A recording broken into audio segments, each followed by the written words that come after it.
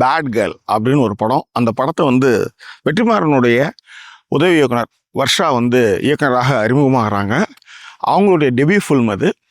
இந்த debut ஃபில்முடைய teaser வெளியீட்டு விழா, அதன் பிறகு மாட்டனாண்டா வெற்றிமாறன் அப்படின்னு வச்சு செய்கிறதுலேருந்து அந்த படத்திற்காக ஆதரவு தெரிவித்த அத்தனை பேரையும் வந்து விமர்சனம் பண்ணுற போர்வையில் வந்து காலி பண்ணிட்டு இருக்காங்க. படத்தினுடைய டீசர் தான் ரிலீஸ் ஆகிருக்கு.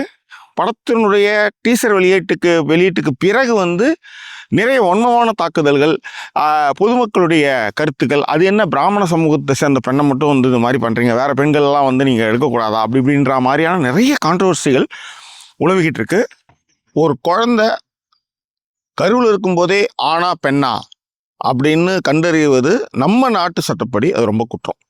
ஓகே, ஸோ இப்போ ஒரு குழந்தை பிறந்ததுக்கப்புறம், அது வளர்ந்ததுக்கப்புறம் அதனுடைய கடந்த கால வரலாற்றை வச்சு ஒரு முடிவுக்கு வந்து இந்த குழந்தை நல்ல குழந்தை, இது கெட்ட குழந்தை, I mean good boy, bad boy, good girl, bad girl, நீங்கள் எப்படி வேணாலும் அதை சொல்லிக்கலாம்.